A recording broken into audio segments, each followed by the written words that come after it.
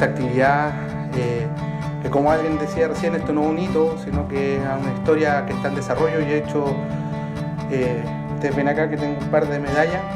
Bueno, esta es la de Viña, ¿no? De la Municipalidad de Viña del Mar, porque acabamos de dar inicio al año escolar en la Escuela Villa Independencia.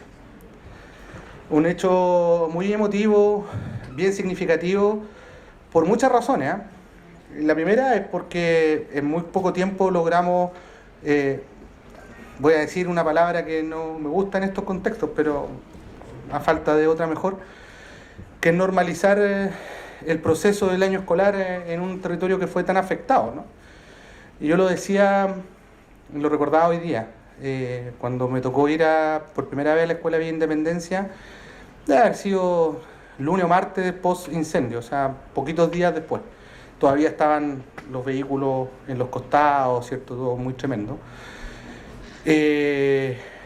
Y me acuerdo que me llamó Aldo Chapacase por teléfono para una entrevista en la radio, y yo justo entré a la escuela y la vi destruida, y la panorámica además, porque como está en altura se veía todo el cerro quemado, bien impactante, para uno que además de acá de la zona. Yo soy de acá de Valparaíso, también estudié en una escuelita al borde de una quebrada, la escuela básica allá en Esperanza, en Recreo en realidad, porque estábamos justo en la conurbación entre Viña y Valpo.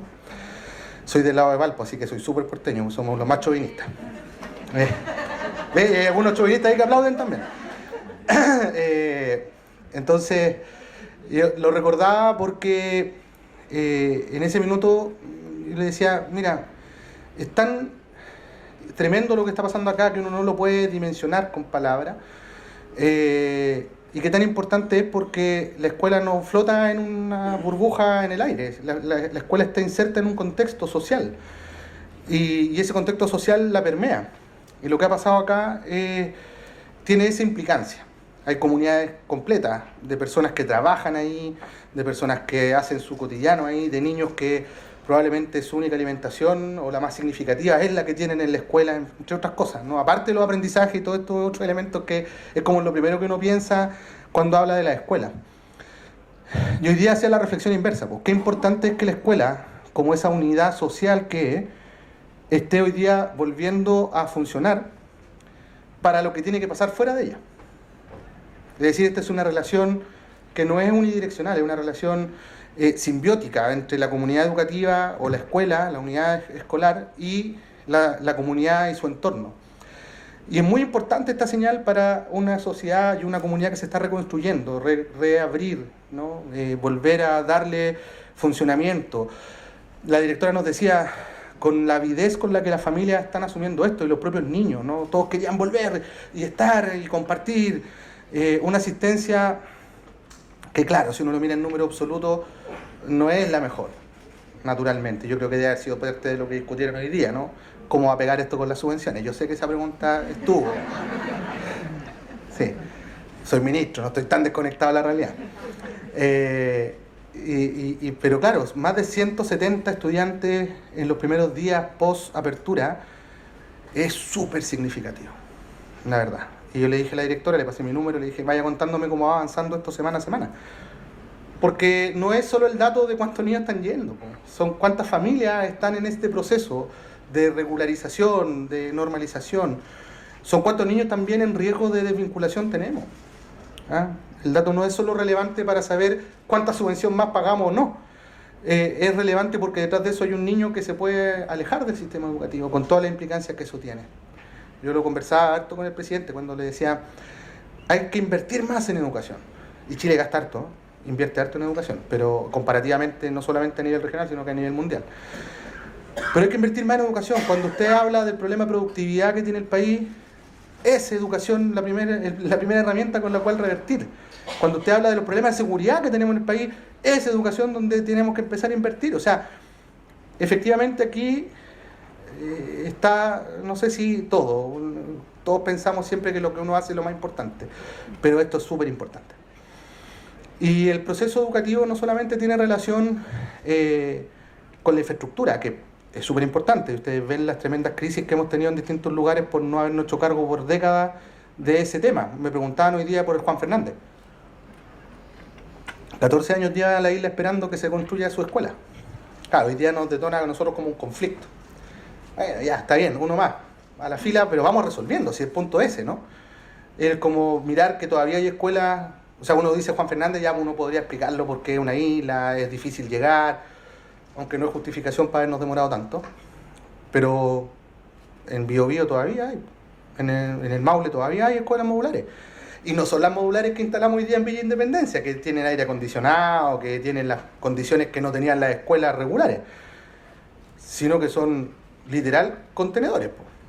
Y contenedores que le han ido enchulando, ¿no? O sea, que en el tiempo le han ido poniendo mejor piso, mejor revestimiento, y que ya a algunos ni siquiera se le puede seguir metiendo mano porque no queda contenedor, po. Entonces, ya, ese es un tema súper importante. Las condiciones materiales son condiciones de enseñanza, en definitiva. Son herramientas que el Estado y la sociedad decide poner a disposición para que los procesos educativos continúen bien. Hace poquito nos invitaron de la CAF, porque estamos elaborando una política nacional de infraestructura escolar, y nos invitaron a ir a Panamá a mirar el proyecto de lo que han hecho ellos con Panamá. Yo no pude ir porque justo fue cuando ocurrieron los incendios acá en Viña del Mar, que es después Villa Alemana. Pero fue el equipo de infraestructura. Y ellos están erradicando las escuelas rancho. Cuando digo que están erradicando las escuelas rancho, son literalmente escuelas rancho. Son 4 palos, techito de paja, y ahí hacen las clases, digamos. Panamá, que tiene un PIB no muy lejano al nuestro, digamos, que es un paraíso fiscal, un lugar donde pasan las importaciones mundiales, es cierto, un lugar de flujo comercial, bueno, Canal de Panamá. Y uno se sorprende. Entonces también es importante valorizar lo que tenemos como sistema educativo. ¿Qué es lo que somos como país? ¿Y qué representamos para afuera como país? Eso no quiere decir que tengamos que conformarnos y decir, miren, estamos súper bien. No, hay un montón de desafíos. Pero no podemos perder de vista lo que somos. Un país con el nivel de cobertura que tiene. Un país con los porcentajes de asistencia que tiene, considerando que estamos bajo la asistencia que queremos. Pero aún así es importante. Un nivel de resultados educativos. O sea, Chile fue uno de los países que mejor contuvo la caída post-pandemia. ¿Cuánto fue? En promedio 5 puntos más o menos. Y eso fue PISA marzo 2022. O sea, fresquito, inmediatamente saliendo de la pandemia. Y al mismo tiempo vemos los resultados del último CIMSE y vemos cómo creció de manera significativa. Ojo, resultados que nos vamos a volver a tener. Son los resultados justamente del inicio de la recuperación post-pandémica. Va a ser muy difícil que tengamos resultados equivalentes a eso. Pero fueron los que tuvimos. Y eso nos tiene que poner contentos. Más no por eso convertirnos en autocomplacientes, en decir que estamos haciendo súper bien. Porque podemos mejorar. Y eso es lo más significativo de este proceso. Comprender que con todo lo que somos, que es bueno, podemos aún hacerlo mejor considerando lo que estamos gastando o invirtiendo como país en educación. Y que ese ejercicio de financiamiento que el Estado hace y que las familias también, hay que decirlo, puede ser más eficiente. Y esa es otra dimensión, ¿no? Las condiciones materiales que uno las puede llevar desde los salarios, la infraestructura, los textos escolares, en fin, como condiciones materiales. Pero hay otro ámbito que tiene que ver con, para una persona que estudió un magíster en educación emocional, de las cosas más significativas, que es la construcción de climas, de buenos ambientes de aprendizaje, buenos ambientes escolares. Y no es una discusión nueva, que eso es lo más triste, si uno lo mira en retrospectiva y lo dice y lo veo desde mi perspectiva de educador, no solo como ministro. Porque hace poquitos días lanzamos las conclusiones del Congreso Pedagógico Curricular, que me imagino que muchos de ustedes participaron en él, ¿no? ¿Cuántos participaron en eso? Sí, rápidamente. Menos de los que yo habría esperado, miren. Considerando que fueron más de 800.000 personas las que participaron en el Congreso Pedagógico. 800.000, más de 500.000 estudiantes, más de 100.000 profesores y profesoras y en general trabajadores de la educación, más de 100.000 apoderados, otro tanto por la sociedad civil, con tremendas conclusiones que nos dan muchas luces de lo que tenemos que abordar desde el punto de vista de lo que es el ajuste curricular que se nos viene ahora, este año. Y varias de las cosas que señalaban las conclusiones, yo las escuchaba y decía, llevamos décadas discutiendo lo mismo. ¿Qué pasa con la jornada escolar completa? Una gran pregunta es, ¿cómo se usan los tiempos? ¿No? Y que es un debate súper antiguo. O sea, súper antiguo en relación a lo que es la jornada escolar completa y los usos. O se hablaba de la importancia de la convivencia y de los buenos climas en la sala de clase. Y claro, ya del PERCE o el CERCE, que son los primeros estudios que hizo el IESE de la UNESCO, donde comparó los resultados educativos, la parte que tenía que ver con los factores asociados. Ya parecía que el factor clima de aula, dentro de lo que aporta la escuela a los aprendizajes, es uno de los factores que más incide en los aprendizajes. Y recién hoy día como que estamos discutiendo en serio el tema de la convivencia y empezando o sea, si es cierto, hace tiempo existe una política de convivencia, empezar recién hoy día a estructurar una política en serio. Pasó lo de la colega Catherine Yoma en Antofagasta, muy lamentable sin duda, pero acá se ha hablado de Convivir se aprende y yo les quiero contar cómo nació el Convivir se aprende. No sé si se acuerdan que el 2022, en los primeros meses, bueno, estaba la locura, todos agarrándose del moño, balacera fuera de la escuela, abusos y violaciones, era una situación bien tremenda, que se develaron post pandemia y que además la prensa le puso foco, entonces estaban todos como preocupados de eso. No me acuerdo bien, pero fue durante el primer semestre que un estudiante se quitó la vida de un disparo en la cabeza en el patio de una escuela en Santa Cruz. Eso fue como...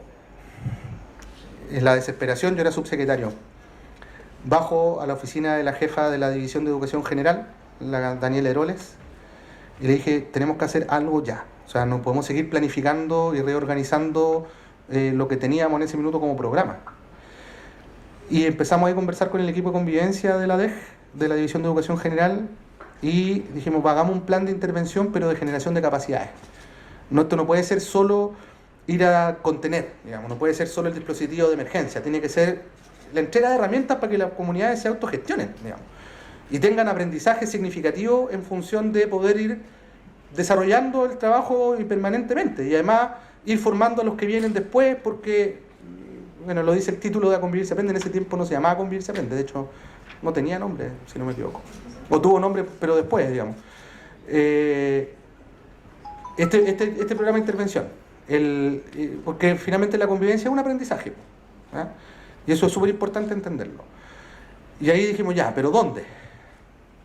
Porque no teníamos recursos, era el presupuesto del 2022, que se definió el año anterior.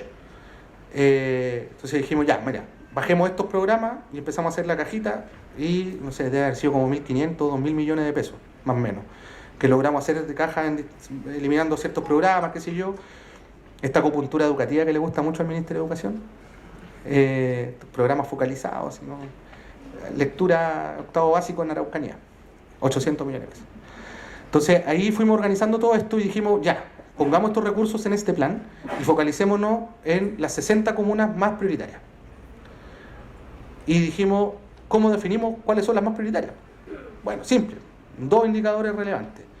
Denuncia de la superintendencia, por un lado, y el otro indicador de validación política con las asociaciones municipales, que sean los propios alcaldes los que nos digan. Porque me acuerdo que en ese tiempo además estaba toda esta discusión sobre calles sin violencia, que las intervenciones territoriales del Ministerio de Interior. Y yo dije, me voy a escapar de eso, así que vamos a hacer este asunto con la definición con los propios alcaldes, que ellos mismos nos validen cuáles son las comunas prioritarias. Y además incorporando el factor de hechos de alta connotación, porque no necesariamente en una comuna van a haber altas tasas de denuncia, pero a lo mejor si hay un hecho de alta connotación, como el suicidio de un estudiante en la sala, en el patio del colegio, o el suicidio de una colega que afecta a una comunidad entera, que son hechos de alta connotación y que requieren de esa intervención. Y ahí es donde nace esta idea y se expande a estas 60 primeras comunas y que luego ha seguido creciendo y creo que se ha ido consolidando como una de las buenas políticas de el plan de reactivación. Y no tengo duda de que esto hay que seguir fortaleciéndolo y desarrollándolo. En la medida en que tengamos estos dispositivos consolidados, y ojalá como política de Estado, ¿sí? Esto no tiene que ver ni con la derecha ni con la izquierda, tiene que ver con la necesidad de comunidades que conviven, que se relacionan todos los días y que por la naturaleza misma de nosotros, los seres humanos, nos vamos tensionando, ¿no? Y sobre todo cuando se trata de definir estrategias que son diversas, que pueden tener ángulos, formas de resolución distintas, intereses también, porque estamos llenos de stakeholders dentro del mundo educativo, y los apoderados son un stakeholder para los profes, y los profes son stakeholders para los directores o la directora, y estamos todos cruzados, digamos. Por eso es que tenemos la convicción de que la convivencia tiene que ser un pilar fundamental y ojalá que no dure lo que dure el proceso de reactivación. Por eso es que en el último Consejo de Reactivación empezamos a hablar de la reactivación pensando o transitando a la transformación educativa. O sea, proyectar esto de cara a los próximos 10 años. Porque claro, uno puede ponerse meta de aquí al final del gobierno y decir, de aquí al final del gobierno queremos recuperar lo perdido en pandemia. Ya hay muchas cosas que podemos decir estamos ok y otras que estamos muy cerca. Pero es perder la oportunidad política de trazarnos desafíos más ambiciosos respecto a lo que hemos tenido hasta ahora como sistema educativo, considerando lo que podemos y potencialmente tenemos la capacidad de construir. Es por eso que el plan de reactivación ya se plantea esta hoja de ruta de aquí al 2034 en materia de aprendizaje, en materia de brechas, sobre todo brechas de género, que fueron hallazgos significativos del último CIMSE. Se plantea también metas en materia de convivencia, de bienestar, de percepción de seguridad, que son significativas a propósito también de lo que nos entrega como resultado el CIMSE. O sea, empezar a usar el CIMSE más allá de formular ranking y semáforo. Lo relevante es qué información nos suministra el sistema para tomar decisiones. Como decía Erika Jiménez, el problema no es el CIMSE, es el uso que se le ha dado al CIMSE. Usémoslo bien, po. Usémoslo para lo que corresponde y para lo que se construyó el sistema de medición que tenemos nosotros en Chile. Y en ese sentido, entonces, obviamente, todas estas metas y esta trayectoria que queremos transitar de aquí al 2034, creo que son muy significativos. No lo hemos hecho público todavía porque tuvimos el Consejo de Reactivación hace como 2 semanas. Yo diría que, en general, con una muy buena recepción de quienes constituyen el Consejo, y eso es algo significativo porque hay de todo el espectro político, académico, qué sé yo.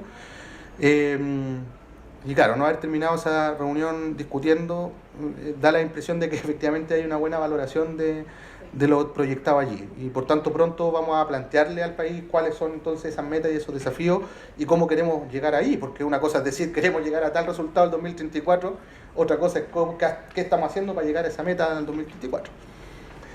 Y ahí es donde evidentemente, no siendo lo mismo, yo creo que sí se conectan. Pensar hoy día en el retorno educativo en contextos de emergencia es un debate muy vigente. Y es muy vigente no solo por lo que pasó acá en el verano, es vigente porque es lo que nos pasa en todo el país durante todo el año. Es Chile, digamos, básicamente. Entonces no sabemos si mañana nos va a tocar un aluvión en el norte o si nos va a tocar un maremoto en el sur. Y es parte de lo que es nuestro país. Y por tanto, yo diría que esto tiene que ser parte de la preparación de la formación de los equipos directivos y los equipos docentes permanentemente. Y yo quiero agradecerle a las universidades de consejos rectores de acá de la región de Valparaíso y a la Universidad Católica en particular por recibirnos hoy día, por tomar esta iniciativa, por hacerla porque ve esa necesidad. Y eso nos habla de 2 cosas importantes. En primer lugar, la conexión que tienen las instituciones de educación superior, que tienen una trayectoria en nuestro país, de décadas. Sin ir más lejos, este año se cumplen 70 años del CRUCH. El otro día tuvimos reunión del Consejo de Rectores y hablábamos de los 70 años del CRUCH. Sino que también hablan de la conexión que tienen con su realidad y lo importante que es eso, ¿no? Porque hoy día estamos con la posibilidad de ir formando capacidades para este retorno en contexto de emergencia, en el caso particular de los incendios, pero estoy seguro que esto va a ser útil para lo que nos queda de vida, ¿no? Es algo en lo que uno va a tener que estar formándose permanentemente, pero sin duda que es un desafío del país en relación a generar esas capacidades en nuestros equipos directivos y docentes permanentemente. Haya o no haya una crisis, haya o no haya una emergencia, precisamente porque estamos en el país que estamos. Así como con la directora de la JUNAEV, a propósito de que en varios lados le han ido pidiendo alimentación para no sé qué, porque faltan alimentar a las personas que están llegando a Lobito, en el norte, qué sé yo. Es como ya no es la JUNAEV, le vamos a poner la JUNAPRED, ¿no? Porque está orientada permanentemente a las emergencias. Bueno, pero justamente eso que nosotros lo decimos en tono humorístico, ¿no? De la JUNAPRED, creo que es algo que tenemos que internalizar mucho más, ya seriamente hablando, como sector educativo. no nos preparamos lo suficiente para los contextos de emergencia. Yo diría que no nos preparamos nada. Y así como Chile tiene un plan, y por ley las comunas tienen que tener un plan de prevención y de contingencia para los desastres y las catástrofes, como el Chile lo tiene que tener a nivel regional también, etcétera, nosotros deberíamos transitar también, pero no desde la perspectiva de la emergencia misma. O sea, ¿a qué me refiero? Esto no se trata de construir la escuela que se quemó, de habilitar los albergues cuando se requieren, sino que ya estoy hablando de lo que pasa en el plano educativo, ¿no? Y dentro del educativo meto la convivencia porque ya dijimos que la convivencia es un aprendizaje. Entonces, me parece que hoy día nosotros necesitamos dar cuenta de esa línea de trabajo que a veces es espontánea, a veces ocurre un poquito más acompañada, como el caso de ahora, pero lamentablemente no podemos decir que lo hacemos de manera planificada e intencionada. Y eso es un paso que tenemos que dar como país. Creo que lo que ustedes están haciendo acá hoy día es un ejemplo para todo el país, porque todo nuestro país siempre está sujeto a este tipo de contingencias, con toda la diversidad que existe en desastres naturales, que están todas pasando en nuestro país siempre. Y desde esa perspectiva entonces quiero agradecer y felicitar a las instituciones del CRUCH de acá, y obviamente también agradecerles a todos ustedes que representan a distintas comunidades educativas del territorio, por disponerse a esto, por enfrentarlo con una resiliencia que yo admiro y que me saco el sombrero. Como siempre está asediado como ministro de Educación, me imagino que lo han visto. Uno piensa en lo que hacen ustedes todos los días y la verdad es que esto no es mucho, y hay que seguir avanzando con la frente en alto y con la convicción de que lo que hacemos todos los días es por nuestros niños y niñas, y ese es nuestro futuro. No hay nada más preciado que eso para un país, y vamos a seguir haciendo el esfuerzo porque los recursos y las capacidades se pongan en función de este gran desafío que es educar a nuestro futuro. Muchas gracias.